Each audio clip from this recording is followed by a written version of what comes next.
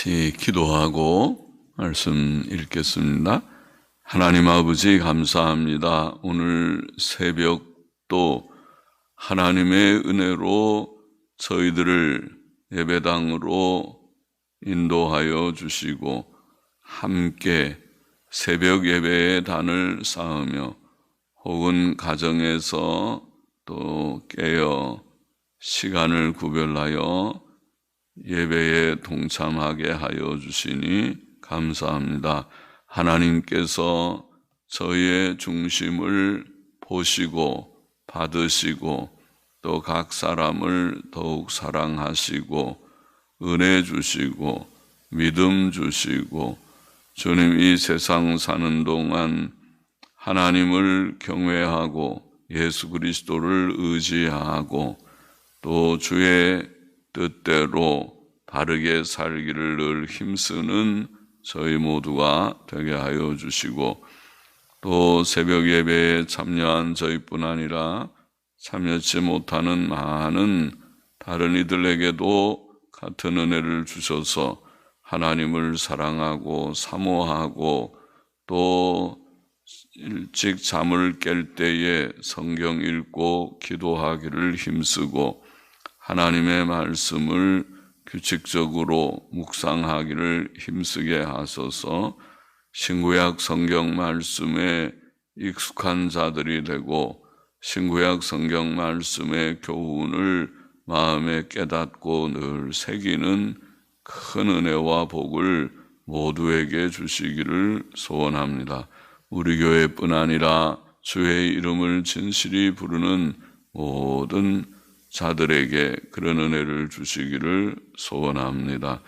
부족하고 미천한 종에게 주의 말씀을 바르게 이해하고 바르게 또 몇 마디 알아들을 수 있게 전하는 지혜를 항상 주시기를 소원합니다. 감사하며 예수님의 이름으로 기도하옵나이다. 아멘. 시편 15편 말씀입니다. 1절 보십시다. 여호와여 주의 장막에 유할 자 누구오며 주의 성산에 거할 자 누구오니까. 정직하게 행하며, 정직하게라는 말은 성경에 다른 곳에서 온전하게, 완전하게 이렇게 번역한 말입니다. 정직하게, 온전하게 행하며, 그것이 더 좋은 번역 같은데, 온전하게 행하며 공의를 일삼으며, 일삼는다는 말이 좀 우리가 많이 쓰진 않죠. 공의를 그냥 행하며, 공의를 행하며 그 마음의 진실을 말하며, 그렇게 읽으면 좋겠습니다. 다윗의 시입니다. 주의 장막과 주의 성산은 천국을 가리킵니다. 천국에 들어가 살기에 합당한 자들에 대해 본문은 11가지, 본 시편은 11가지의 자격을 말합니다.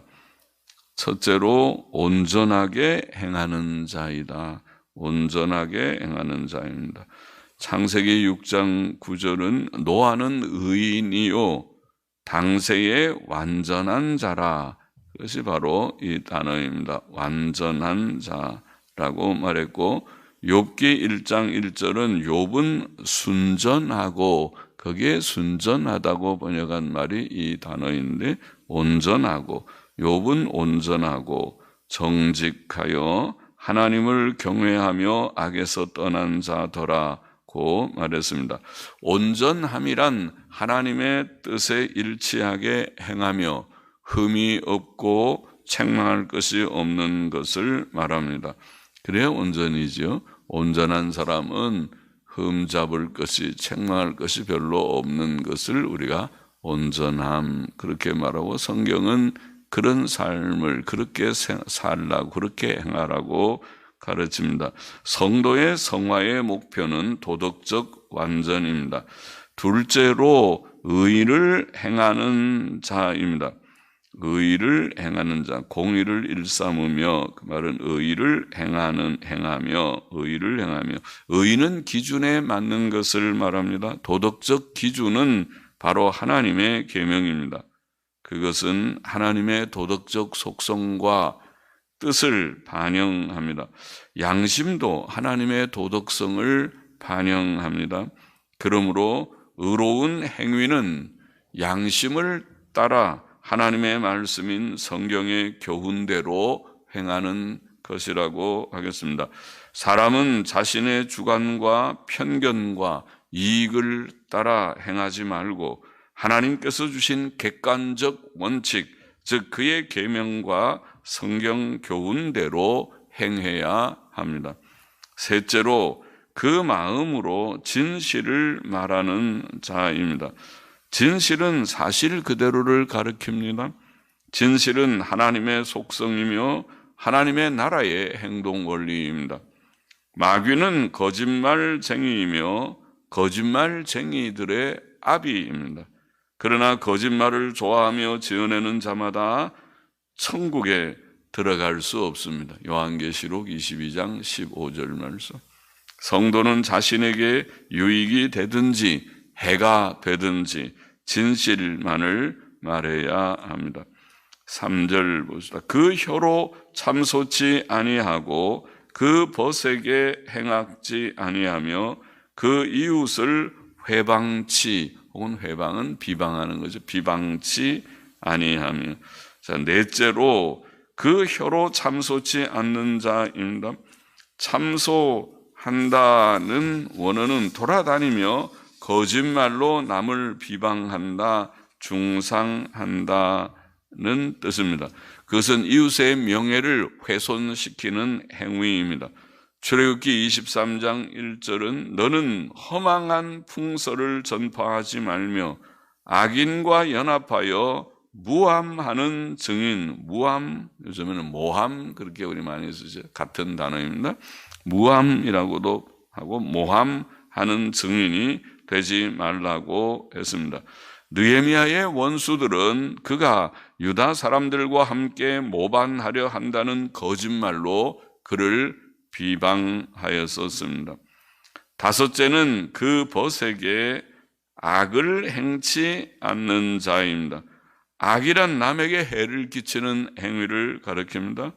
가인이 동생 아벨을 들에서 쳐 죽인 일이나 형들이 요셉을 미디안 상인들에게 종으로 판 것이나 가룟 유다가 은 30개를 받고 예수님을 배신한 것은 다 악한 일이었습니다.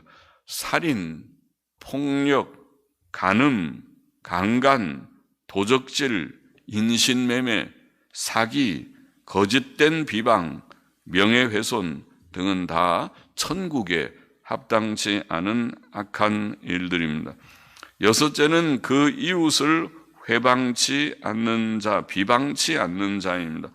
회방은 남의 흠을 들어 그를 비난하는 것을 말합니다. 이웃에 대한 말은 정당한 것이라도 꼭 필요한 경우 외에는 하지 않는 것이 좋습니다. 꼭 필요한 경우란 교회의 유익을 위하여 공적으로 증언하는 것이나 재판석상에서 증언하는 것이나 남의 거짓된 비난에 대해 해명하는 것 등입니다. 사도 바울은 교회의 유익을 위해 후메네오와 빌레도, 부겔로와 허모게네, 구리장색 알렉산더 등을 디모데전서 1장 20절, 디모데후서 1장 15절, 2장 17절, 4장 14절 등에 언급하였고 사도 요한은 디오드레베를 요한 3서 9절에 언급했습니다. 그러나 우리는 비판을 받지 아니하려거든 비판하지 말라는 주의 교훈을 기억해야 합니다. 4절 보십시다. 그 눈은 망령된 자를 멸시하며 여호와를 두려워하는 자를 존대하며 그 마음에 서원한 것은 해로울지라도 변치 아니하며. 자, 천국에 들어갈 자격사를 말하는데, 일곱째는 그의 눈에 망령된 자를 멸시하는 자이다. 본문에 그렇습니다. 망령된이라는 원어는 야비한, 비열한 이런 뜻입니다. 그는 비열한 자를 칭찬하거나 높이지 않고 멸시합니다. 잠언 17장 15절은 악인을 의롭다 하며 의인을 악하다 하는 이 두 자는 여호와의 미워하심을 입느니라. 그렇죠? 악인은 악하다 그래야 되고 의인은 저 사람은 올바르다 그렇게 말해야지. 거꾸로 말하는 사람은 하나님께서 다 그를 미워하십니다. 그와 그 가정을 미워하십니다. 잠언 28장 4절은 율법을 버린 자는 악인을 칭찬하나 율법을 지키는 자는 악인을 대적하느니라. 그렇죠? 바로 우리가 하나님을 경외하고 그 법을 지키려고 하는 자가 그래 의와 불의를 구분하고 선과 악을 구분해서 악한 자는 저 사람 참 저렇게 하면 안 되는데 저렇게 하네 그렇게 판단하고 그래야지. 거꾸로 악인 칭찬하고 또 의인을 오히려 비방하고 그렇게 하지는 않죠. 여덟째는 하나님을 두려워하는 사람을 존경하는 자입니다.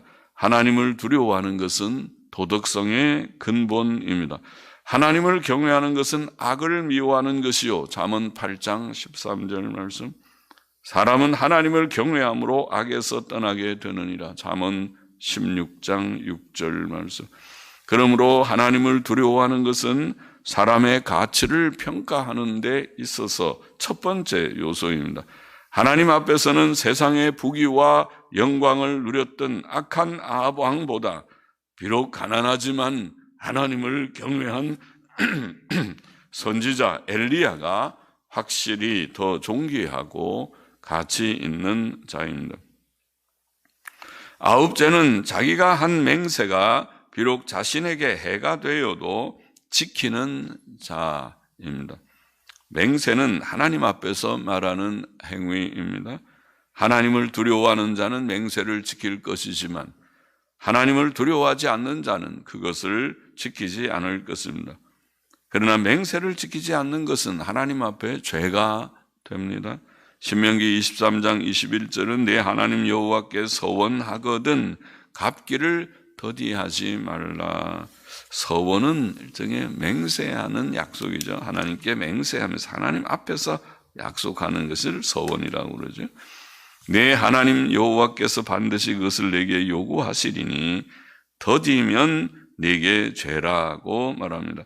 사사입다의 귀한 점은 그가 자기에게 해로운 서원을 이행한 것이었습니다.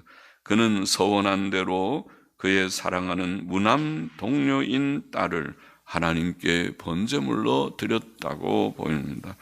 5절 보십시다. 별리로 대금치 아니하며 뇌물을 받고 무죄한 자를 해치 아니하는 자니 이런 일을 행하는 자는 영영이 요동치 아니이다. 열째는 이자를 위해 돈을 빌려주지 않는 자다. 그렇게 표현했습니다. 별리라는 말은 이자 혹은 고리대금이라는 뜻일지도 모르겠습니다. 그런 두 가지 뜻이 있다고 사전은 설명합니다. 성경은 사회에서 인정된 대금업 혹은 은행업을 정당한 것으로 여깁니다. 마태복음 25장 27절, 누가복음 19장 23절을 보면 주께서도 그런 것을 인정하셨죠. 그래서 은행에 맡겨서 거기에 이자가 좀 나오게 하는 그런 정당한 그런 행위, 상행위죠, 일종의. 그런 것은 인정합니다. 그러나 성도 간에 이자를 받고 돈을 빌려주는 것이나 특히 고리대금, 아주 고액의 이자를 받는 그런 업, 소위 말하는 사채업, 대부업 이런 것들은 성도는 해서는 안 되는 일이다. 오직 급하면 그런 높은 이자의 돈을 빌리겠습니다. 아주 어려운 사람들이 하는 일인데 이제 그런 사람들에게서 그 높은 이자를 받아내는 그것은 악한 일이라고 간주됩니다. 11째는 뇌물을 받고 무죄한 자를 해롭게 하지 않는 자이다. 그렇게 마지막으로 말했습니다. 성도는 불의의 이익을 구해서는 안 된다. 그래서 성경의 교훈이죠. 성경은 장로나 집사의 자격으로 더러운 일을 탐하지 않는 것을 꼽았습니다. 우리는 돈을 정당하게 벌어야 됩니다. 불의한 돈, 불의하게 받는 돈, 그 돈 가지고 불의한 일을, 양심에 거리끼는 일을, 이성과 양심에 거리끼는 일을 행하는 것은 그건 돈 버는 것이 아니라 그것은 자기에게 유익이 되지 않는 그런 돈이 됩니다. 잠언 16장 8절은 적은 소득이 의를 겸하면 우리가 그렇게 살라는 거죠. 소득이 적어도 정정당당하게 벌어서 살아야 됩니다. 의를 겸하면 많은 소득이 불의를 겸한 것보다 나으니라. 그렇게 말했습니다. 소득이 많다고 좋은 것이 아니고 그것이 의로운 소득이냐 불의한 소득이냐가 중요한 것이다. 더욱이 뇌물을 받고 무죄한 자를 해롭게 하는 것은 참으로 악한 일이죠. 그냥 불의한 돈을 받는 것도 악한 일인데 불의한 돈 몇 푼 받아가지고 잘못된 그런 증언이나 하고 남을 해롭게 하는 일들이라 하고 그렇게 하면 하나님께서 하늘에서 보시고 웃으시면서 너 그렇게 하면 되느냐? 내가 너를 좀 이제 징벌하리라. 그렇게 하시겠죠. 시편 15편의 교훈을 정리해 보십시다. 천국에 들어가 살기에 합당한 자들의 자격은 한마디로 도덕적 완전입니다. 첫 번째 나와 있는 말, 정직하게라는 말은 담임, 온전하게라고 변했는데 온전하게 행하는 것, 온전하게 도덕적 완전, 그것이 한마디로 요약하면 지금 자격이라고 말할 수 있습니다. 우리는 예수 그리스도를 믿음으로 구원을 받았고 법적으로 의롭다 하심을 이미 얻었습니다. 그러면 그 자격에 충족되듯이 하나님께서 우리에게 온전함, 완전한 도덕적 의, 도덕적 완전을 우리에게 주셨습니다. 그러나 하나님의 뜻은 우리가 실제로도 우리의 인격과 우리의 생활이 또 의로운 생활을 하기를 요구하십니다. 도덕적으로 의롭고 선하게 사는 것이 하나님의 뜻이라는 것은 성경의 많은 구절들에서 분명합니다. 빌립보서 4장 8절을 보면 무엇에든지 참되며, 그렇죠. 이미 우리가 다 하나님 앞에서 의인 됐지만은 무엇에든지 참되며, 우리의 현실 속에서 여러 가지 상황 속에서 항상 참되게 진실하고 정직하게 참되며 무엇에든지 오르며 정정당당하게 오르며 무엇에든지 정결하며 더러움이 조금도 없게 정결하며 무엇이든지 사랑할 만하며 무엇이든지 칭찬할 만하며 그렇게 말했죠. 저 사람 말과 행위를 보면 참 예쁘다. 말을 어떻게 그렇게 덕스럽게 곱게 하는지, 사랑할 만하고 또 칭찬하는 저 사람 참 좋은 사람이 분명히 예수님을 저렇게 믿어야 돼. 저렇게 믿어야 돼. 모든 사람이 인정할 수 있는 말 한마디를 해도 그걸 덕스럽다고 말하는 것입니다. 저 사람 말만 한번 하면은 다 부덕에서 사람들이 손가락질하고 말을 저렇게 똑같은 말을 저렇게 할 거. 남 마음 상하게나 하고 하는 그런 말이 아니고 말을 하더라도 곱게 예쁘게 덕스럽게 건설적이게 은혜스럽게 하는 그런 것이 온전함입니다. 온전한 우리가 법적인 의는 받았지만 실제적인 의는 거리가 참 멀죠. 사람마다 다 부족하죠. 그게 성화에 아직 미숙함입니다. 도덕적 완전은 우리의 행위의 문제고 윤리의 문제입니다. 도덕적 완전은 의와 진실과 선이라고 오늘 본문에도 표현했습니다. 그러므로 천국에 합당한 자들은 하나님의 계명대로 의롭게 살고 의롭게 행하고 진실을 말하고 이웃에게 선을 베푼다, 이렇게 표현했죠. 그들은 이웃을 거짓말로 비방하지 않고 이웃에게 악을 행치 않고 남의 흠을 들어 비난하지 않고 또 비열한 말을 하는 자들을 멸시하고 그들과 친구가 되지 않고 하여 저는 옳지 않은 사람들이야. 저런 사람들은 안 돼. 또 천국에 합당한 자들은 하나님을 경외하며 하나님을 두려워하는 자들을 존경하고 하나님 앞에서 한 서원은 자기에게 해가 될지라도 갚으며 또 불의의 이익을 구하지 않는다. 이자를 위해 돈을 빌려주지 않고, 돈의 여유가 있으면 어려운 사람들을 돈을 빌려줄 수는 있지만은, 그러나 빌려주는 것이 악은 아니지만은 이자 받을 생각은 하지를 않고, 또 너덕이 뇌물을, 불의한 돈을 구하지 않는다. 뇌물, 옳지 않은 돈은 내가 받지 않는다.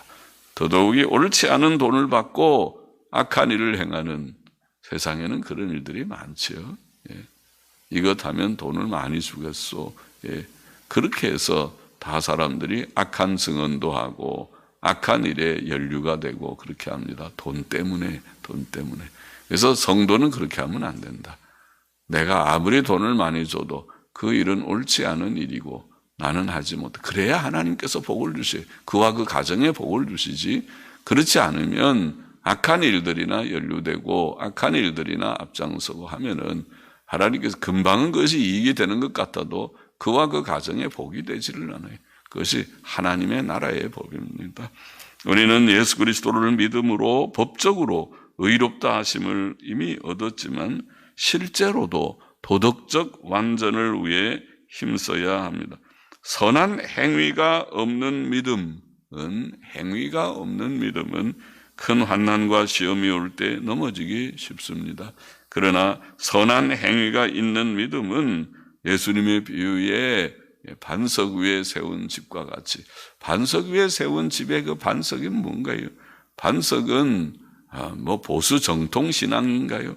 그거는 기본이고, 보수 정통 신앙은 기본이고, 그 신앙 없고 이단 사상에 서 있다면 그는 말할 것도 없고 구원의 문턱에도 들어가지 못한 자이지만, 예수님은 지금 보수 신앙 얘기하는 것이 아니라 반석 위에 세운 집, 또 모래 위에 세운 집 얘기하는 그 반석과 모래는 행위를 가르쳤습니다.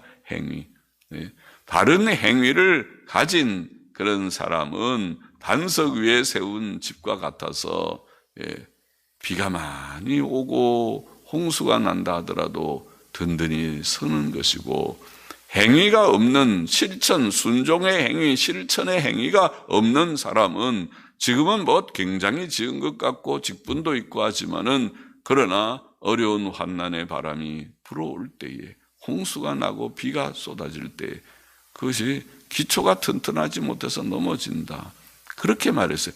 행위의 문제를 말했어요. 그러니까 행위가, 선한 행위가 있는 믿음의 생활을 하라는 것이지요. 그것을 우리가 기억하고 도덕적 완전, 그것이 이미 우리는 법적으로는 큰 은혜를 받았으나 그 은혜를 우리의 실생활에 나타내는 것이 우리의 성화의 과정이고 목표입니다. 모두들이 힘써야 될 그런 일입니다. 기도하십시다. 하나님 아버지 감사합니다. 하나님의 은혜로 주님, 저희들이 구원을 받고 이 의 안에 거하고 이 자유 안에 거하였으나, 하나님의 뜻은 우리가 실생활에서 도덕적 온전함을 주께서는 원하시고, 무엇이든지 정직하고 선하고 진실하고 사랑할 만하고 칭찬 들을 만한 그런 자가 되기를 기대하시오니, 주께서 교훈하신 바를 마음에 새기고 우리가 흠과 점이 없는 자들로 자라가며 점점 성숙하여져가는 저와 우리 모두가 되기를 심히 소원합니다.